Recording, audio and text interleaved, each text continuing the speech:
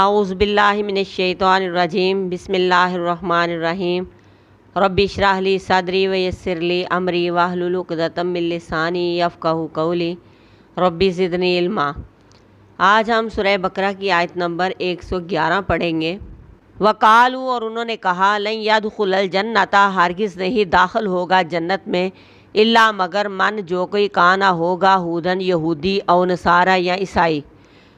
دل کا یہ ہے امانیہم، ان کی آرزویں، یہ ان کی آرزویں ہی ہیں۔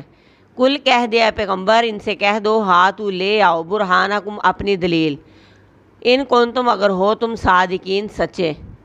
اس آیت میں یہود کی ایک اور غلط فہمی کا ذکر کیا جا رہا ہے کہ جب بھی کوئی اسلام قبول کرتا تو وہ کہتے ہیں اسلام کیوں قبول کیا، جنت میں تو تم نے جانا نہیں، یا تو یہودی جنت میں جائیں گے یا عیسائی جائیں گے، اسلام قبول نہ کرو، یا یہودیت اختیار کر لو یا نصرانیت۔ یہ اسلام کے خلاف ان کے پروپیگنڈے تھے اور اسلام کے خلاف ان کے دل میں عداوت تھی۔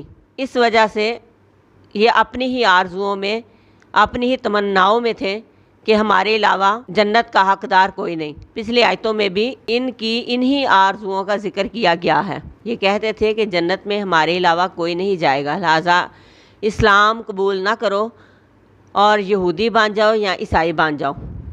تو اے پیغمبر، اللہ تعالیٰ ارشاد فرماتے ہیں، اے پیغمبر ان سے کہہ دو کہ کوئی دلیل تو لاؤ کہ جنت صرف تمہاری ہی ہے۔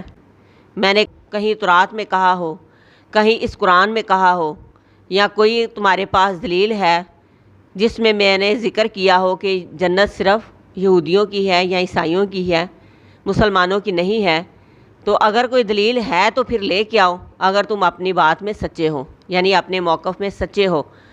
یہ تو صرف آپ کی تمنائیں ہیں، آپ کی آرزویں ہیں، آپ کی خوش فہمی ہے کہ جنت صرف ہماری ہے۔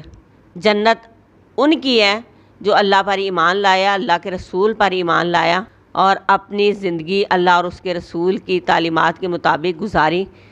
جنت کا حقدار وہی ہے، لہٰذا یہ ان کی آرزویں تھی، ان کی انہی تمناؤں کا ذکر اس آیت میں کیا گیا ہے کہ ان کو یہ خوش فہمی تھی کہ جنت کی حقدار صرف ہم ہیں۔